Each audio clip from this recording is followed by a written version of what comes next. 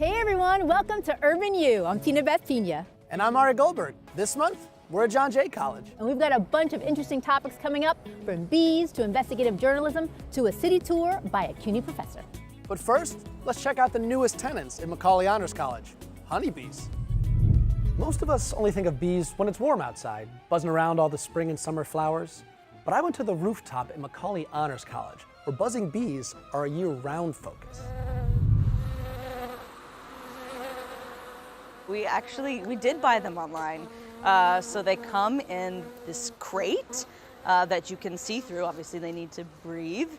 So the people at the post office were very freaked out. They were like, come get your packages. And you just come and you pry open the top and you just pour them into the hive. It's pretty easy actually, but walking through the streets was very interesting. What you're looking at here are the Macaulay Honors College beehives. Spearheaded by the student-run Green Initiative Club, since this past summer, the students and staff advisors have been making a home for bees right on their school patio. So I'm a part of Macaulay's Sustainability Committee. We received $1,000 from the CUNY Sustainability Committee to fund a sustainability project here at Macaulay. And that committee within Macaulay, students and staff alike, thought that the bees would be the most interesting, fun project to do. When I realized that the bees were coming to Macaulay, I was just kind of like, oh my God, I gotta see what this entails. I gotta see what it's all about. So I came, I saw what it was all about. I helped out in my own small way taking care of the bees. And after that, I was just hooked. Because we don't often think about how important bees are. And they really, people just think, oh my God, there's a bee, run, kill it, it's gonna sting you or whatever. But bees pollinate over 1/3 of our food supply. So it's not just in relation to us, they're necessary for how we eat. Since the Macaulay Beehive project only started a few months ago, the bees didn't have a full summer to build up a large store of honey to feed themselves. So what Michaela, Sarah, and the rest of the beekeepers are focused on now is getting the bees through the winter by opening up the hives and feeding them themselves. When you lift up the hive, you're going to see it almost looks like file cabinets, and each one contains like hundreds and hundreds of bees. I can't give you an exact number, but I would say ballparking upwards of 2,000-3,000. The honeybee's importance to our food supply cannot be overstated. The United Nations reports that worldwide, pollinators like bees drive $600 billion into the economy. But due to pressures like pesticides, disease, and habitat loss, wild bee populations have been decimated. As such, Macaulay hopes that offering opportunities like this for people to be hands-on with the beehives will inspire education, awareness, and conservation efforts. Because the excitement to get up close and personal and help feed the hive yourself is definitely a thrill. Yes! Yeah, I think it's been a real success, the program so far. The students have been very receptive, really shown a lot of interest. We had a workshop last week, and we had about 20 students who were all just so eager to get their hands on the bees. About 5 or 6 took turns opening up and looking at the brood and the honey, and really it's very exciting. And the staff alike are just, what's going on with the bees? Always asking questions, when are we gonna get honey, and all this stuff. So it's a lot of fun. What would you say to a student that's maybe a little nervous about coming up here with bees flying around? They're not out to get you, so there's really nothing to be afraid of, as long as you're just careful and mindful that they're, wild animals and they need their space. I would say that, thanks to this, we've definitely begun to educate people more on the importance of bees, and we've definitely begun to increase awareness about the importance it is to take care of them. Whoa. From the buzzing beehives here at Macaulay Honors College, I'm Ari Goldberg for UrbanU. Queens College professor Cecilia Ruiz is an author on the rise, and our Abby Ashola just talked to her about her most recent work. My name is Cecilia Ruiz. I'm an author, an illustrator, and a graphic designer, and I'm also a teacher at Queens College. I teach Graphic Design 1 and Design Foundations. I think my style of illustration is very flat and very graphic. not a lot of volume. I tend to use very flat shapes. The Mexico native uses this style to illustrate topics ranging from dark humor to now a colorful, lighthearted children's book inspired by a time in her life and her country's history. A Gift from Abuela is my first children's book. The story is based on a personal story, so something that happened to my great-grandmother in the 90s. At the time, Mexico was shaken by an economic crisis that led to inflation, prompting the government to change its currency. Ruiz had a close bond with her great-grandmother, but they began to drift apart as they both got older, until one day she decided to clean her abuela's home. It was then she discovered a bag of money that the elder woman had been saving but forgot about. The bills were just not in circulation anymore, so she couldn't do anything. She just lost all this money. It made a big impact in me. It was very strange, this idea of money losing value. But then when this happened to my great-grandma, it was kind of funny, and it was also kind of sad. It was like a souvenir or something very strange. The moral of the story, family is far more important than currency. I would like people to just think about the relationship with their grandparents, really, and how special those relationships are. For her first title released this year, Ruiz delves into the world of macabre with dark and humorous tales so fitting for the book's Halloween release date. So the Book of Extraordinary is more like a trivia book, and it's just a compilation of stories, true stories of people dying in very unusual ways throughout the history. They are all kind of mind-blowing, and there's a lot of irony in them. A lot of them also have a sense of like poetic justice. There's one that I really like, and it is this Viking called Sigurd the Mighty. He decapitated his opponent, and then he took the head as like a victory token and strapped it to his horse saddle, and then he rode. But as he was riding, the teeth on the head scraped his leg, and then he died of a fatal infection.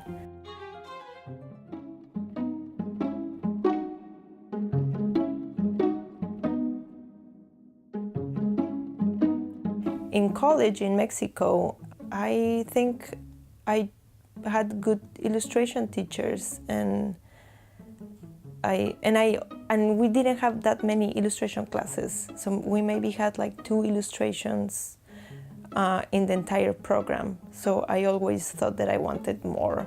Ruiz has come full circle as a Queens College professor working with students who are at the beginning of their own journeys in the arts. Abby Ashola for UrbanU.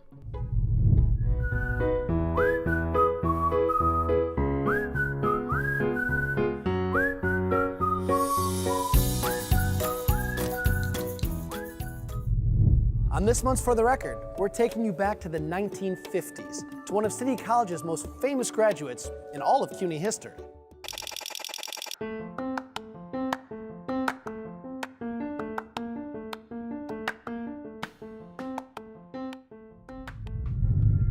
Vaccines are considered one of the greatest public health achievements in human history. It's easy to take for granted these few little shots as a child, but it's estimated that 2 to 3 million deaths are prevented every year. So, with flu season in full swing, we thought it would be interesting to take you back to a time before all the vaccines we have now, and how a City College graduate, Jonas Salk, came to the rescue. In the 1950s, this is the Cold War. Outside of communists, polio was about the scariest thing that could happen in your neighborhood. Polio is a nasty virus that can result in permanent paralysis and death. And the infection rates in the US were over 20,000 annually. In the epidemic of 1952, it was 58,000, with 3,200 deaths. Jonas Salk was the son of Russian Jewish immigrants and the first of his family to attend college. It was a time when many universities were reluctant to admit Jewish students, but he was able to enroll in City College as a 15-year-old. Upon graduating in 1934, he would go into the field of medical research. And in 1955, Salk developed the first effective polio vaccine and instantly gained celebrity status worldwide as other countries adopted his vaccine. From that 58,000 cases in 1952, by 1961, only 161 cases were reported in the US. Experts estimate that the vaccine could have been worth $7 billion if patented.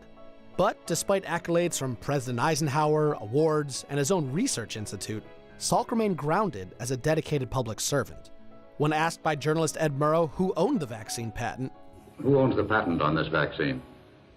Well, the people, I would say. There is no patent. Could you patent the sun? And since 1955, every year City College has honored this favorite son's legacy with the Jonas Salk Scholarship, awarded annually to 8 outstanding graduates in the medical field. Summer can last a lifetime for children, and the Fresh Air Fund is here to make sure that kids from New York City's lower-income communities get to experience just that. Our Maria Valmy caught up with its executive director, who also happens to be a CUNY alum.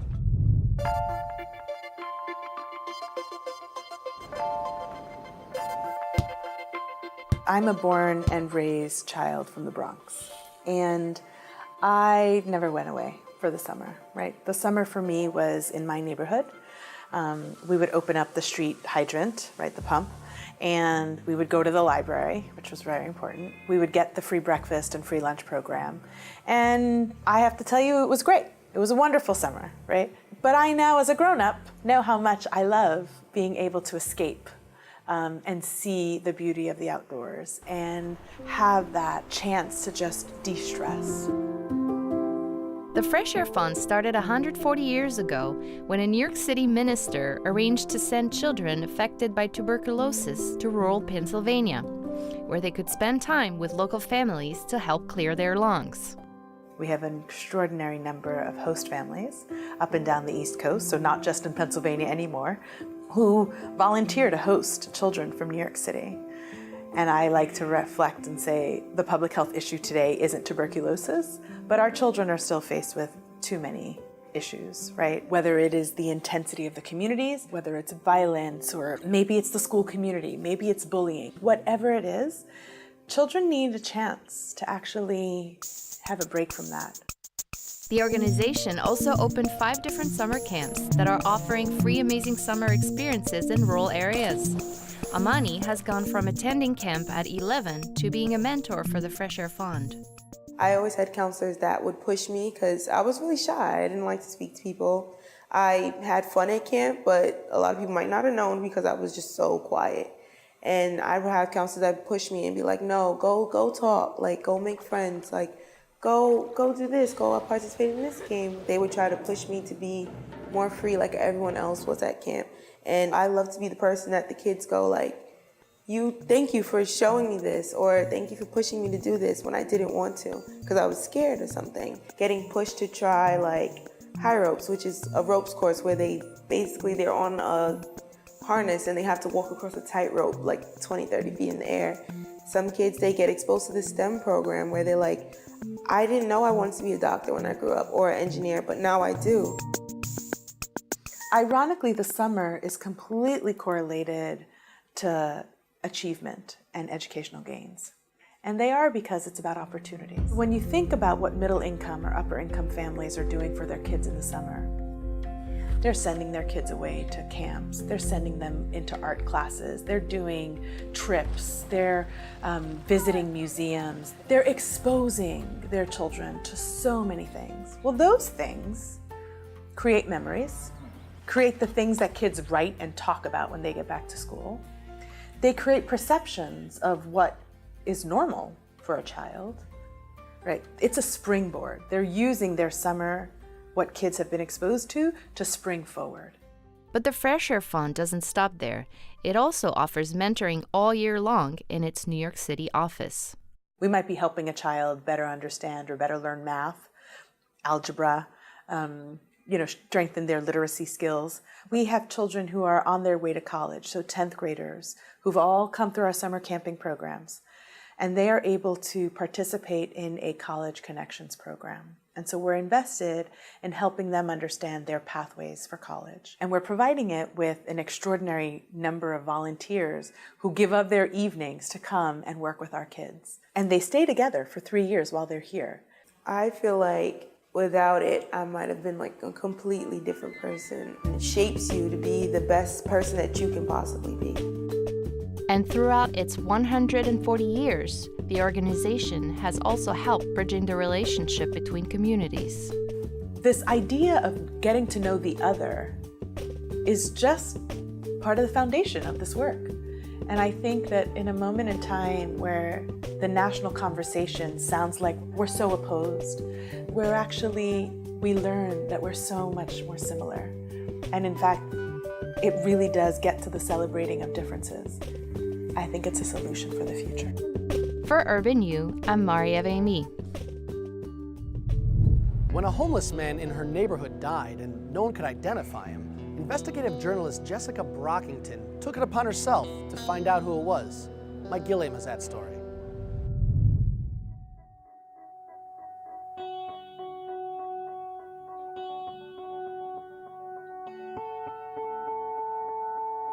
We just sort of sat there like this, but when a dog would come by, he would look up and watch them and he would become animated. He was known as Stephen. It wasn't his real name, but to folks here in Riverside Park, he was a pleasant enough fellow. A quiet man often seen in a maroon hoodie. He was young and homeless on Manhattan's Upper West Side, and anonymous too, until March 2017, when they found his body dead under an overpass. With no known relatives, the city stepped in, listed him as John Doe, and buried him on Hart Island, Potter's Field, Plot 383. But who was Stephen really? Neil Harris was his real name, is something that I learned. He had a big Italian family. He loved the dogs in the park. He loved to play video games. He loved to cook. Jessica Brockington, a product of CUNY's Graduate School of Journalism, would put her sleuthing skills to work. She was onto a story and a mystery. She started digging. It would take a while. Jessica worked with the West Side Rag, a local blog site with fingers on the pulse of the neighborhood. The West Side Rag played a huge part. I would not have known that he had died if I'd not read it there. And Joy Bergman, the writer of that story, she was tremendous. We were on the phone or texting every single day through this 6-week process, talking about what we were learning, and she did an awful lot of fact-checking. The months would roll on. A good year and a half later, I was going through some missing persons databases and saw a picture of him. The picture she found was that of Neil Harris Jr., a Long Island native last seen around the LIRR station in Inwood back in 2014.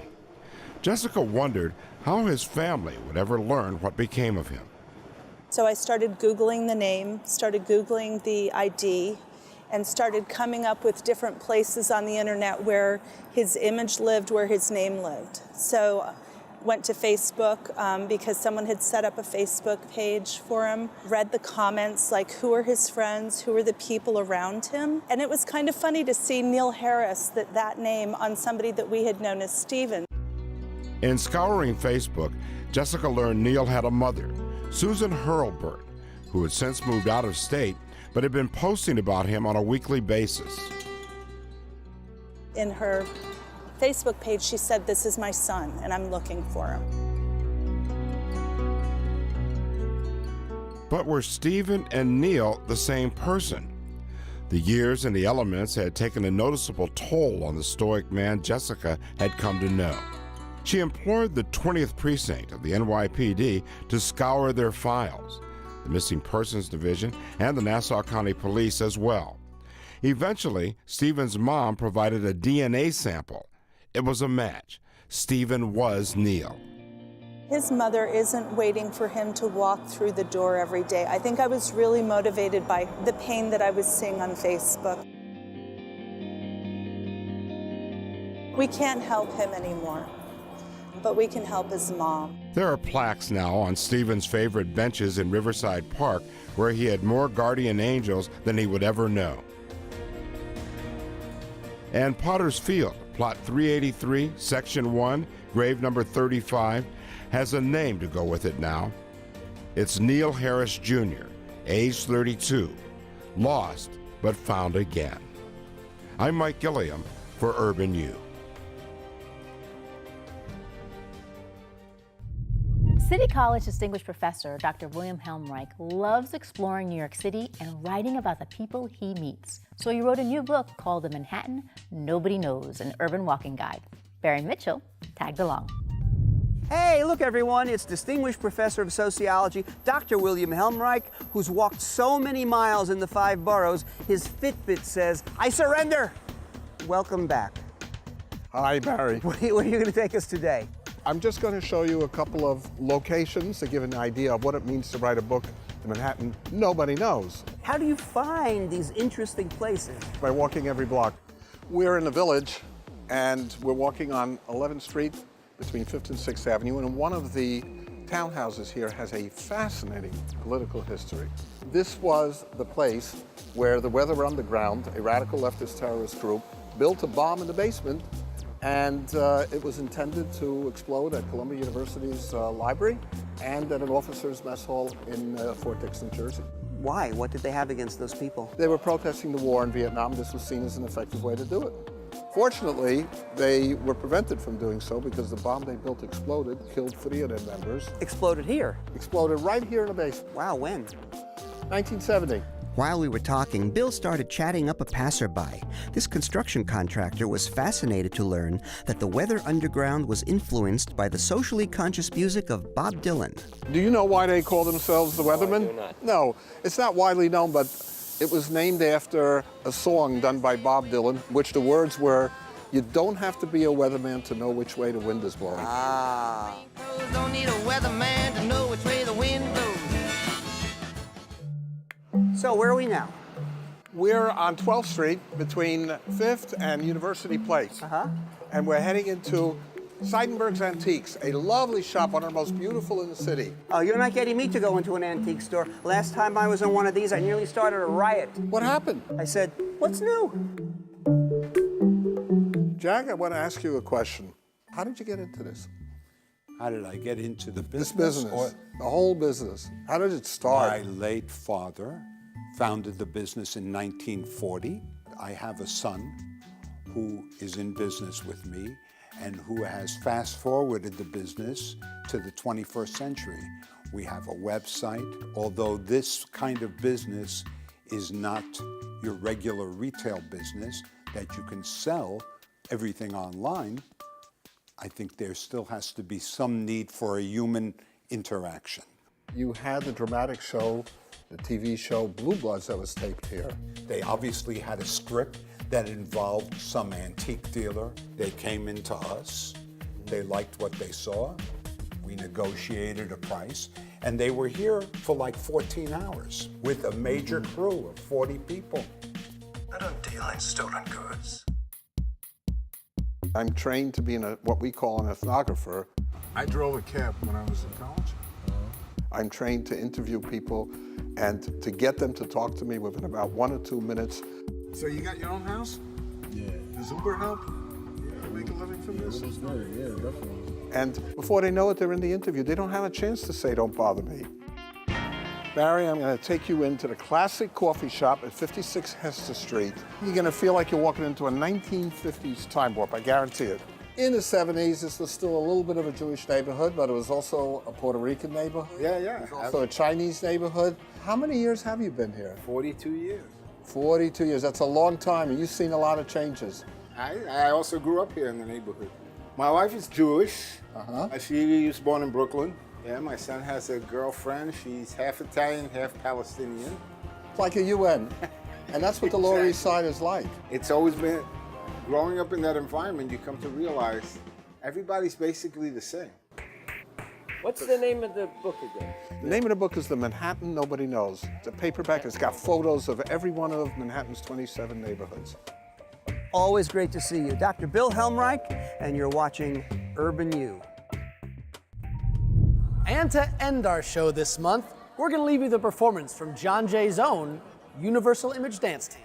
For more information on any of our other stories, log on to our website at tv.cuny.edu or check out our UrbanU Facebook page.